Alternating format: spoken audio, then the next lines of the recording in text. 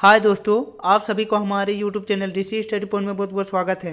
आज हम लोग क्लास 10 के 12 फरवरी को होने वाले सामाजिक विज्ञान के कुछ महत्वपूर्ण सवालों को देखेंगे।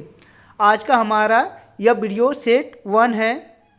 तो दोस्तों, आज के हमारे इस सेट में जितने भी क्वेश्चन हैं आपके होने वाले एग्जाम के दृष्टिकोण से बहुत ही महत्वपूर्ण होने वाला है। इसीलिए आप लोग आज के हमारे इस वीडियो को शुरू से अंत तक देखें और हाँ, अच्छा लगे तो अपने दोस्तों को भी ज़्यादा से ज़्यादा शेयर करें। तो चलिए दोस्तों, अब देर न करके एक एक करके उन सभी क्वेश्चनों को देखते हैं। आज का हमारा पहला क्वेश्चन कह रहा है कि निम्नलिखित में से कौन जैव संसाधन का उदाहरण है। पहला ऑप्शन है मनुष्य, दूसरा ऑप्शन है जल, तीसरा ऑप्शन है सूर्यताप या चौथा ऑप्शन है लौह अयस्क। तो इनमें से जो मनुष्य है वह जैव संसाधन का एक उदाहरण है, इसलिए इसका सही जवाब है ऑप्शन नंबर 1। हमारा अगला क्वेश्चन कह रहा है कि मानव जीवन की गुणवत्ता और विश्व शांति बनाए रखने के लिए संसाधनों का समाज में कैसा बंटवारा होना चाहिए। पहला ऑप्शन है अमीर के हिसाब से, दूसरा ऑप्शन है गरीब के हिसाब से, तीसरा ऑप्शन है सरकार के हिसाब से या चौथा ऑप्शन है न्याय संगत। तो मानव जीवन की गुणवत्ता और विश्व शांति बनाए रखने के लिए संसाधनों का समाज में न्याय संगत बंटवारा होना चाहिए, इसलिए इसका सही जवाब है ऑप्शन नंबर 4। हमारा अगला क्वेश्चन कह रहा है कि निकोबारी कबूतर किस जातियों की श्रेणी में आता है। पहला ऑप्शन है सामान्य जातियां, दूसरा ऑप्शन है दुर्लभ जातियां, तीसरा ऑप्शन है स्थानीय जातियां या चौथा ऑप्शन है लुप्त जातियां। तो निकोबारी कबूतर एक स्थानीय जाति श्रेणी में आती है, इसलिए इसका सही जवाब है ऑप्शन नंबर 3। हमारा अगला क्वेश्चन कह रहा है क्वेश्चन नंबर 4 कह रहा है कि निम्नलिखित में से कौन सुमेलित नहीं है। पहला ऑप्शन है महानदी हीराकुंड परियोजना, दूसरा ऑप्शन है टाका भूमिगत जल टैंक, तीसरा ऑप्शन है इल्तुतमिश हौज खास या चौथा ऑप्शन है गंगा भांगड़ा नंगल परियोजना। तो इसका सही जवाब होगा ऑप्शन नंबर 4, गंगा भांगड़ा नंगल परियोजना, यह सम्मिलित नहीं है। हमारा अगला क्वेश्चन नंबर 5 कह रहा है कि रबी फसलों को किस ऋतु में बोया जाता है। पहला ऑप्शन है ग्रीष्म ऋतु, दूसरा ऑप्शन है शीत ऋतु, तीसरा ऑप्शन है वर्षा ऋतु या चौथा ऑप्शन है उपरोक्त सभी। तो रबी फसल को हम लोग शीत ऋतु में बोते हैं, इसलिए इसका सही जवाब है ऑप्शन नंबर 2। हमारा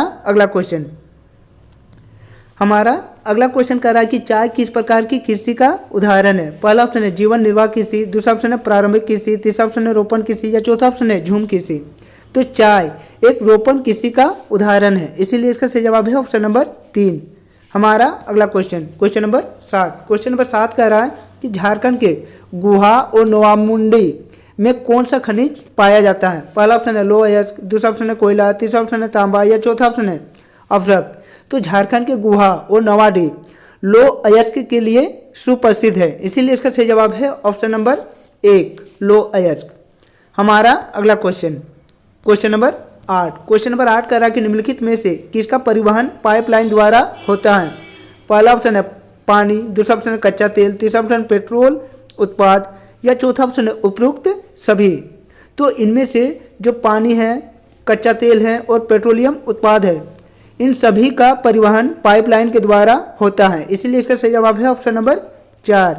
हमारा अगला क्वेश्चन नंबर 9 कह रहा है कि हमारे देश की 22 प्रमुख भाषाओं को संविधान की किस अनुसूची में रखा गया है।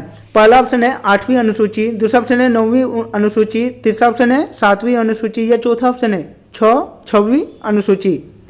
तो भारत देश के 22 प्रमुख भाषाओं को संविधान के 8वीं अनुसूची में रखा गया है, इसीलिए इसका सही जवाब है ऑप्शन नंबर 1।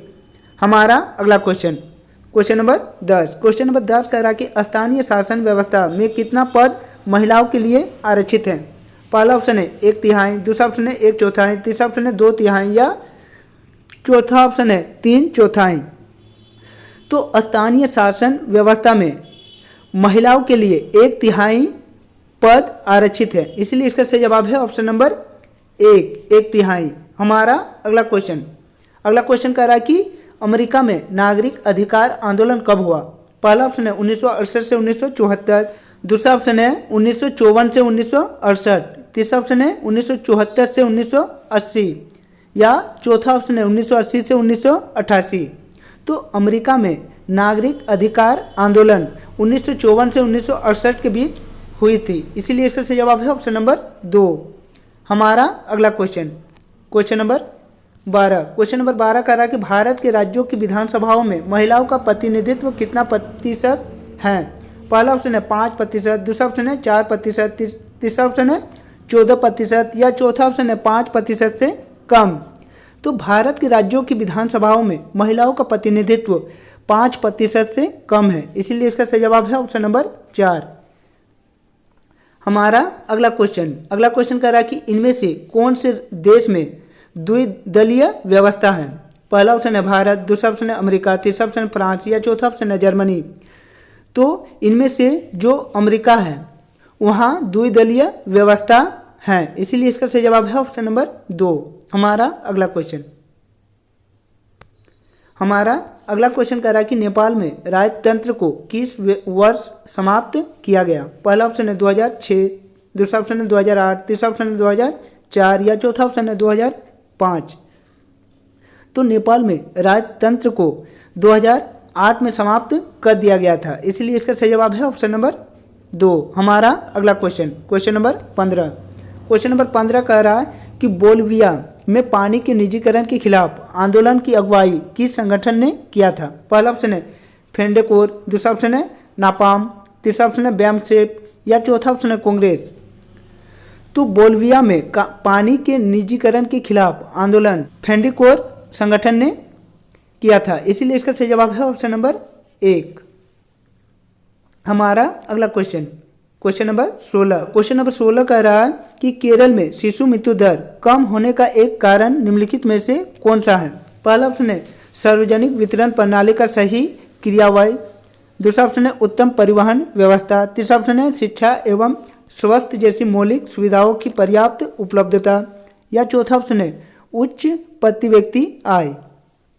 तो केरल में शिशु मृत्यु दर कम होने का एक प्रमुख कारण शिक्षा एवं स्वास्थ्य जैसी मौलिक सुविधाओं की पर्याप्त उपलब्धता है, इसीलिए इसका सही जवाब है ऑप्शन नंबर 3। हमारा अगला क्वेश्चन कह रहा है कि निम्नलिखित में से किसे संगठित क्षेत्र में नियोजित कहा जा सकता है? पहला ऑप्शन है कृषि मजदूर, दूसरा ऑप्शन है बहुराष्ट्रीय कंपनी का अस्थायी कर्मचारी, तीसरा ऑप्शन है लघु उद्योग के श्रमिक या चौथा ऑप्शन है कबाड़ी वाला। तो इनमें से जो बहुराष्ट्रीय कंपनी का अस्थायी कर्मचारी हैं उन्हें संगठित क्षेत्र में नियोजित कहा जा सकता है, इसीलिए इसका सही जवाब है ऑप्शन नंबर 2। हमारा अगला क्वेश्चन कर रहा है कि रोजगार के अधिक अवसर उत्पन्न करने के लिए निम्नलिखित में से कौन से उपाय किए जाते हैं? पहला ऑप्शन है सिंचाई की सुविधा में वृद्धि, दूसरा ऑप्शन है विद्यालय एवं अस्पताल की स्थापना, तीसरा ऑप्शन है खाद्य प्रसंस्करण इकाई की स्थापना। तो हम लोगों को यह देखना है कि इनमें से कौन सही है। पहला ऑप्शन है केवल 1, दूसरा ऑप्शन है 1 तथा 2, तीसरा ऑप्शन है 2 तथा 3 या चौथा ऑप्शन है 1, 2 तथा 3। तो इनमें से तीनों कथन सत्य हैं, इसीलिए इसका सही जवाब है ऑप्शन नंबर डी। हमारा अगला क्वेश्चन नंबर 19 कह रहा है कि निम्नलिखित में से कौन सी एजेंसी भारत सरकार की ओर से करेंसी जारी करती है? पहला ऑप्शन है भारत के वित्त मंत्री इन्हें जारी करती है, दूसरा ऑप्शन है भारतीय रिजर्व बैंक द्वारा जारी किया जाता है या तीसरा ऑप्शन है देश के सभी बैंक करेंसी नोट जारी करती है और चौथा ऑप्शन है विश्व बैंक करेंसी नोट जारी करती है। तो भारत में करेंसी जारी करने का अधिकार भारतीय रिजर्व बैंक को होती है, इसीलिए इसका सही जवाब है ऑप्शन नंबर 2। हमारा अगला क्वेश्चन नंबर 20 कह रहा है कि राम और श्याम 2 छोटे किसान हैं जिन्होंने अलग अलग स्रोतों से 20,000 रुपया कर्ज लिया है। राम ने 1.5% ब्याज प्रति माह की दर से एक व्यापारी से कर्ज लिया है, जबकि श्याम ने यह कर्ज बैंक से प्रतिवर्ष 8% ब्याज पर लिया है। उपरोक्त आधार पर निम्नलिखित में से कौन सा कथन सत्य है? पहला ऑप्शन है राम ने सही किया क्योंकि उसे किसी प्रकार की कागजी कार्यवाही नहीं करनी पड़ी। दूसरा ऑप्शन है श्याम की हालत ज़्यादा खराब है क्योंकि उसे ज़्यादा ब्याज देना पड़ रहा है। तीसरा ऑप्शन है राम की हालत ज़्यादा खराब है क्योंकि वो ज़्यादा ब्याज दे रहा है। या चौथा ऑप्शन है श्याम बेहतर है क्योंकि उसे ज़्यादा ब्याज मिल रहा है।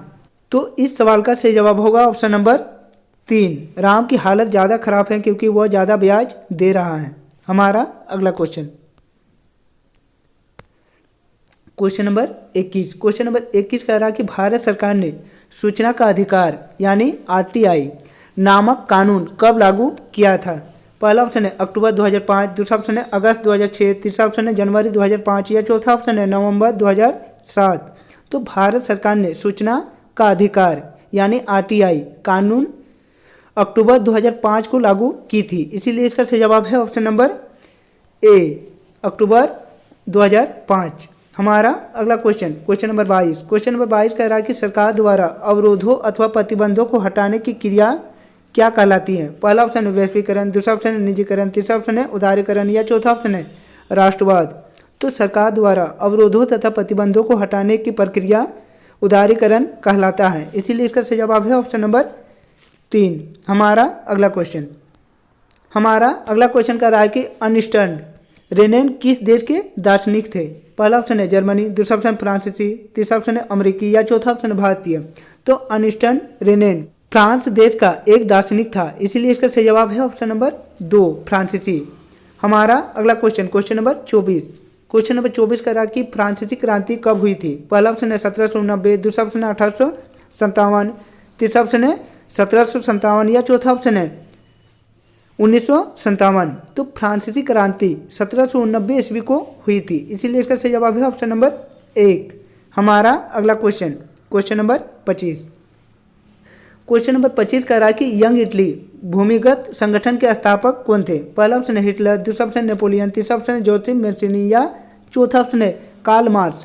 तो यंग इटली भूमिगत संगठन के संस्थापक जोसेफ मेस्सिनी थे, इसीलिए इसका सही जवाब है ऑप्शन नंबर 3। हमारा अगला क्वेश्चन कह रहा है कि महात्मा गांधी दक्षिण अफ्रीका से भारत कब लौटे? पहला ऑप्शन है जनवरी 1915, दूसरा ऑप्शन है अगस्त 1921, तीसरा ऑप्शन है मार्च 1930 या चौथा ऑप्शन है जनवरी 1950। तो महात्मा गांधी दक्षिण अफ्रीका से जनवरी 1905 को भारत लौटे थे, इसलिए इसका सही जवाब है ऑप्शन नंबर 1। हमारा अगला क्वेश्चन कह रहा है कि पुनः व्यक्त डॉक्टर भीमराव अंबेडकर एवं किसके माध्य हुई थी? पहला ऑप्शन है जवाहरलाल नेहरू, दूसरा ऑप्शन है सरदार पटेल, तीसरा ऑप्शन है डॉक्टर राजेंद्र प्रसाद या चौथा ऑप्शन है महात्मा गांधी। तो पुनः व्यक्त डॉक्टर भीमराव अंबेडकर और महात्मा गांधी के मध्य हुई थी, इसीलिए इसका सही जवाब है ऑप्शन नंबर 4, महात्मा गांधी। हमारा अगला क्वेश्चन कह रहा है कि 1890 के दशक में रीडर पेस्ट नामक बीमारी किस देश में बहुत तेजी से फैली? पहला ऑप्शन है अमेरिका, दूसरा ऑप्शन है अफ्रीका, तीसरा ऑप्शन है ब्रिटेन फैल या चौथा ऑप्शन है जापान।